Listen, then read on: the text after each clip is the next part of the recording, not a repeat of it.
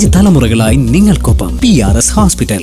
6-ാം നൂറ്റാണ്ട് മുതൽ 14-ാം നൂറ്റാണ്ട് വരെ കേരളത്തിൽ ഭരിച്ചിരുന്ന രാജവംശമാണ് ആയി രാജവംശം. ആയി രാജവംശത്തെക്കുറിച്ച് കൂടുതൽ പറയുന്നത് സംഘകാല കൃതികളിലാണ്. അതുകൊണ്ട് തന്നെ അത് ചരിത്രത്തിന്റെ വിസ്മൃതിയിലുണ്ട്. ആരായിരുന്നു ആയി രാജാക്കന്മാർ? വടക്ക് തിരുവല്ല മുതൽ തെക്ക് നാഗർകോവിൽ വരെയുള്ള ഒരു രാജ്യം, അതായിരുന്നു ആയി രാജ്യം. ആ രാജ്യത്തിലെ രാജാക്കന്മാരെ ആയി രാജാക്കന്മാർ എന്നറിയപ്പെട്ടു.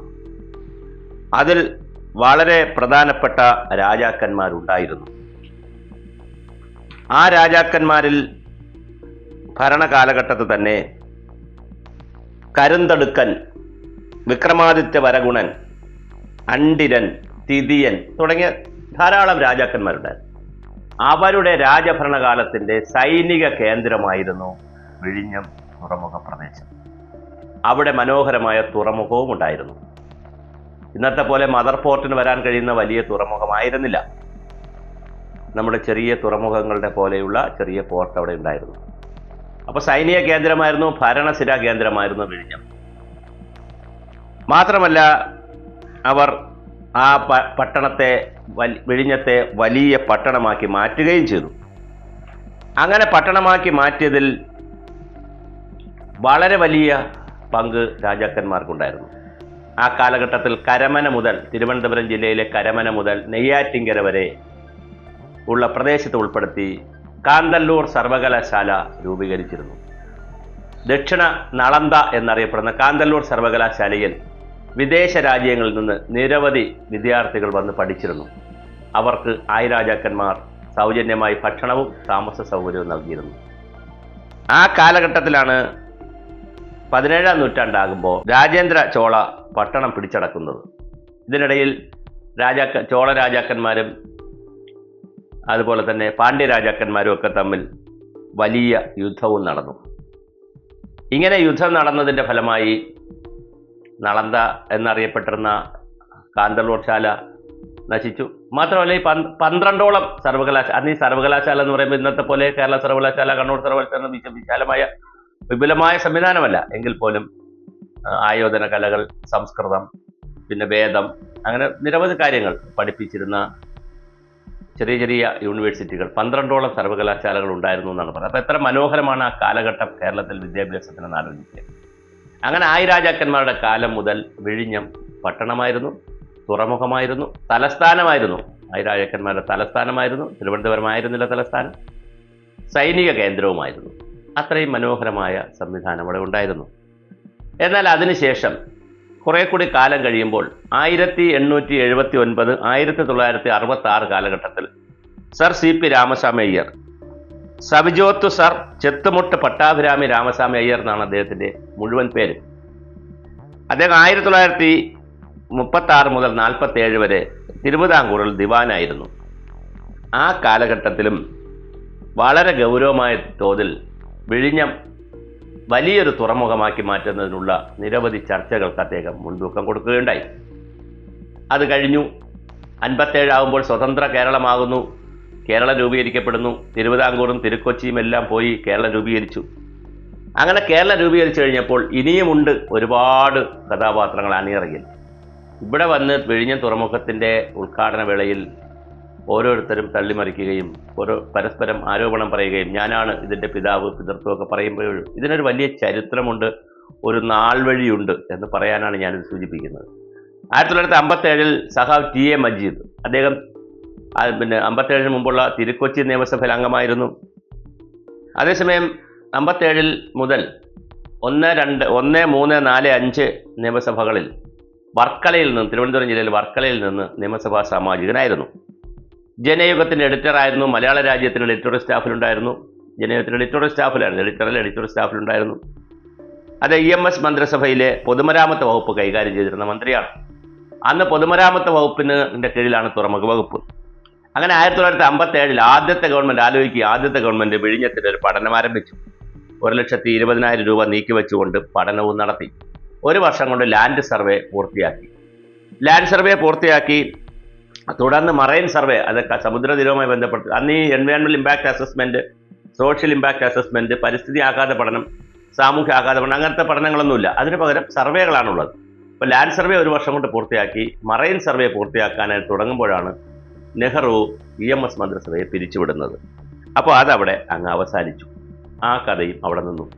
1961 ആകുമ്പോൾ കേന്ദ്രമന്ത്രിയായിരുന്ന SK പട്ടേൽ, നിങ്ങൾ ആലോചിക്കും എത്ര പേരാണ് ഇതിൻ്റെ പിന്നിൽ.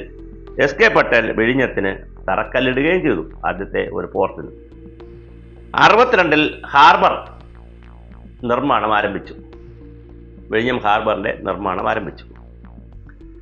17 കൊല്ലം എടുത്തു അത് തീർക്കാൻ. അപ്പം വിഴിഞ്ഞം ഹാർബർ തുടങ്ങി 17 കൊല്ലം കൊണ്ട് അത് തീർത്തു. വീണ്ടും കഥ ഇതുപോലൊരു മദർ പോർട്ടൊന്നും ആവുന്നില്ല. വീണ്ടും ഇങ്ങനെ കഥ നീളുകയാണ്. 1987 ആകുമ്പോൾ നയനാർ മന്ത്രിസഭ വരുന്നു. നയനാർ മന്ത്രിസഭയിൽ M വിജയകുമാറാണ് തുറമുഖ വകുപ്പ് മന്ത്രി. അപ്പോഴും ചില ശ്രമങ്ങൾ നടക്കുന്നുണ്ട്.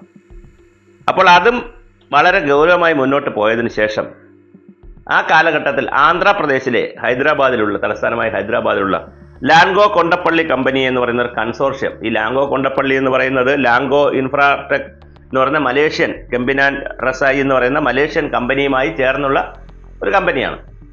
ഈ കമ്പനിയുമായി ബന്ധപ്പെടുത്തി ഒരു BOT, ബിൽഡ് ഓപ്പറേറ്റ് ട്രാൻസ്ഫർ എന്നുള്ള കൺസെപ്റ്റിൽ 30 വർഷം കൊണ്ട് ഇത് തയ്യാറാക്കിയിട്ട് 2012 പൂർത്തീകരിക്കണം എന്നുള്ള ഒരു കൺസെപ്റ്റിൽ അന്നും പേപ്പർ വർക്കുകൾ നീന്നു.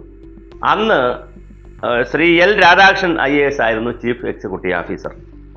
അന്ന് 15/12/2004, ആലോചിച്ചോണം, ഇന്നേക്ക് 20 വർഷം മുമ്പ് വിഴിഞ്ഞം ഇന്റർനാഷണൽ സീപോർട്ട് ലിമിറ്റഡ് വിസിൽ എന്ന് പറയുന്ന ഒരു ട്രസ്റ്റ്, ഒരു സംഘടന 1956 ആക്ട് അനുസരിച്ച് രജിസ്റ്റർ ചെയ്തു.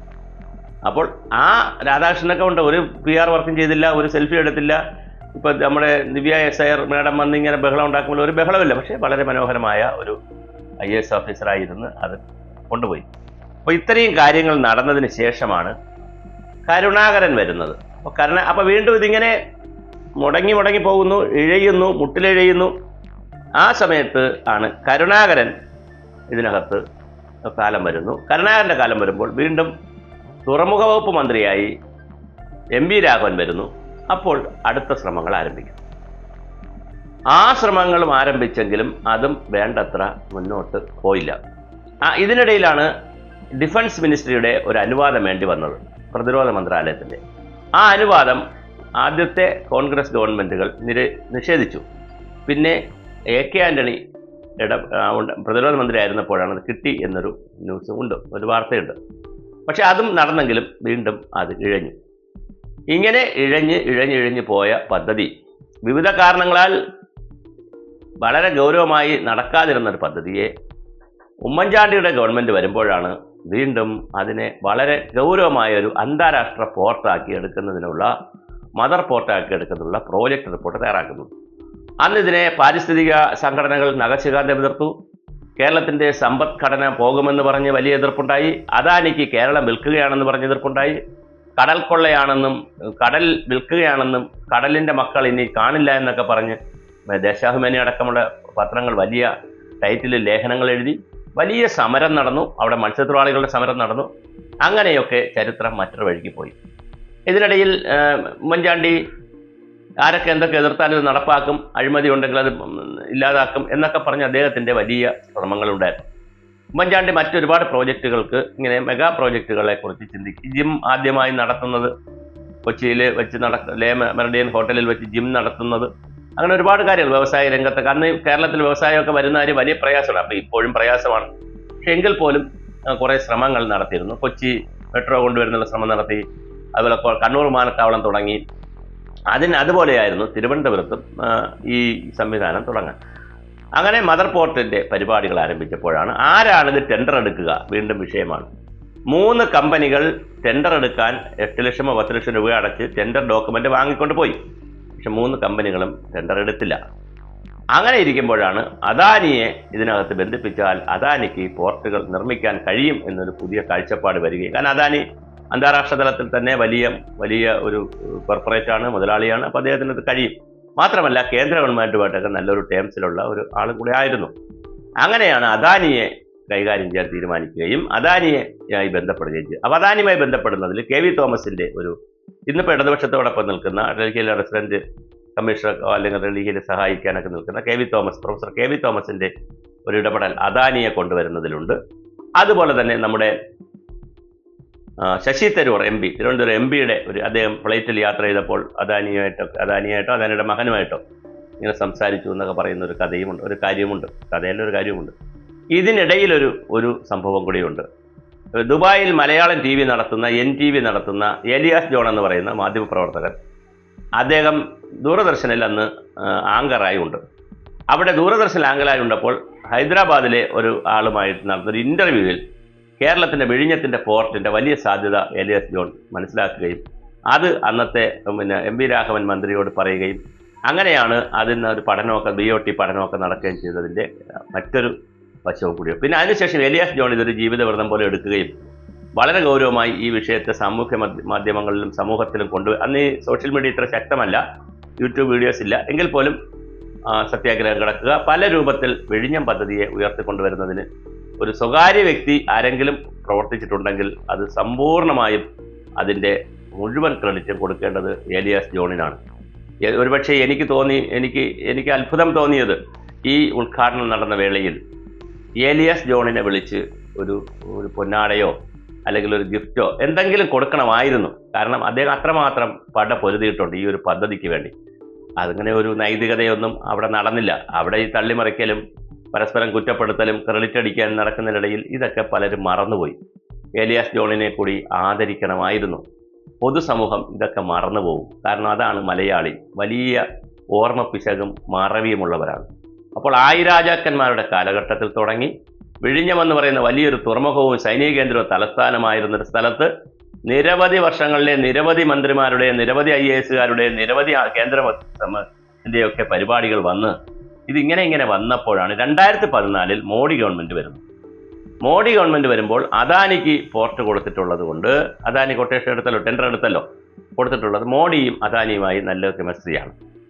ഗുജറാത്തിൽ മുഖ്യമന്ത്രിയായിരുന്ന കാലം മുതൽ അദാനിയുമായി നല്ല കെമിസ്ട്രിയാണ്. അപ്പോൾ പിന്നെ സ്വാഭാവികമായി ഇതിൻ്റെ വേഗത കൂടി, വയബിൾ ഗ്യാപ്പ് ഫണ്ട് കിട്ടുന്നതിലാകട്ടെ, അങ്ങനെ ഒരുപാട് കാര്യങ്ങളിൽ ഇതിൻ്റെ വേഗത കൂടി.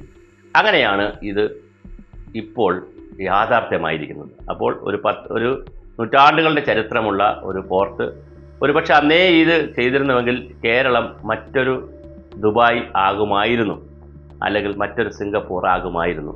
മറ്റൊരു സിംഗപ്പൂറോ ദുബായോ ഒക്കെ ആകാൻ മാത്രം സാമ്പത്തികമായി മെച്ചമുള്ള ഒരു ഭൂമിശാസ്ത്ര പ്രദേശം, മെച്ചപ്പെടുത്താൻ കഴിയുന്നൊരു ഭൂമിശാസ്ത്ര പ്രദേശം കേരളത്തിലാണുള്ളത്. പക്ഷെ അതിനെ നമുക്ക് കൃത്യമായി പ്രയോജനപ്പെടുത്താൻ കഴിഞ്ഞില്ല. നമ്മുടെ രാഷ്ട്രീയ ചേരിപ്പോരുകൾക്കിടയിൽ വിഴിഞ്ഞം പദ്ധതി അങ്ങനെ തന്നെ കിടന്നു. ഇപ്പോൾ എന്തായാലും അത് യാഥാർത്ഥ്യമായി. പക്ഷേ ഇതുപോലെ തന്നെയാണ് നിരവധി പദ്ധതികൾ, നിരവധി പ്രദേശങ്ങൾ. ഒരു കാര്യം കൂടി പറഞ്ഞുകൊണ്ട് ഞാൻ ഈ വീഡിയോ അവസാനിപ്പിക്കാം. ലോകത്തിൽ ഇങ്ങനെ ഒരു ഭൂമിശാസ്ത്ര പ്രദേശം മറ്റൊരു സ്ഥലത്തുമില്ല. ഇത്രയും മനോഹരമായ നദികൾ, പുഴകൾ, അതുപോലെ തന്നെ ഭൂപ്രകൃതി, കാലാവസ്ഥ, ഇതൊന്നും ലോകത്ത് ഒരിടത്തുമില്ല. അതിൻ്റെ 5% പോലും നമ്മൾ പ്രയോജനപ്പെടുത്തിയിട്ടില്ല എന്ന് മാത്രമല്ല, ആരെങ്കിലും ഇതൊക്കെ ചിന്തിക്കുകയാണെങ്കിൽ, ആരെങ്കിലും ഇതൊക്കെ എന്തെങ്കിലും പറയുകയാണെങ്കിൽ പറയുന്ന സമയത്ത് തന്നെ തലയ്ക്കടിച്ചിരുത്തി വിവാദങ്ങളുണ്ടാക്കി, തർക്കങ്ങളുണ്ടാക്കി, ഞാനുണ്ടെങ്കിൽ നടക്കണമെന്നും ഞാനില്ലെങ്കിൽ നടക്കരുതെന്നും ഓരോരുത്തരും ഒക്കെ വിചാരിച്ച് കേരളത്തെ ഇങ്ങനെ കൊണ്ടെത്തിച്ചു. ഇന്നിപ്പോൾ യുവാക്കളും യുവതികളുമൊക്കെ കടൽ കടന്നു പോകുമ്പോൾ ഇവിടെ ഒരു തുറമുഖം സാധ്യമാവുകയാണ്. അപ്പോഴും ചെയ്യേണ്ട മറ്റനുബന്ധ കാര്യങ്ങളൊന്നും നാം ചെയ്തിട്ടില്ല. അതിനു പകരം അതിൻ്റെ വിവാദങ്ങളുടെ പിറകെ പോയി അവിടെ അല്പത്തരങ്ങൾ കാണിക്കുവാനാണ് നമ്മൾ വലിയ രാഷ്ട്രീയ താല്പര്യങ്ങൾ എടുക്കുന്നത് എന്നത് കാലവും ചരിത്രവും ഇതുപോലെ എഴുതി വെക്കും.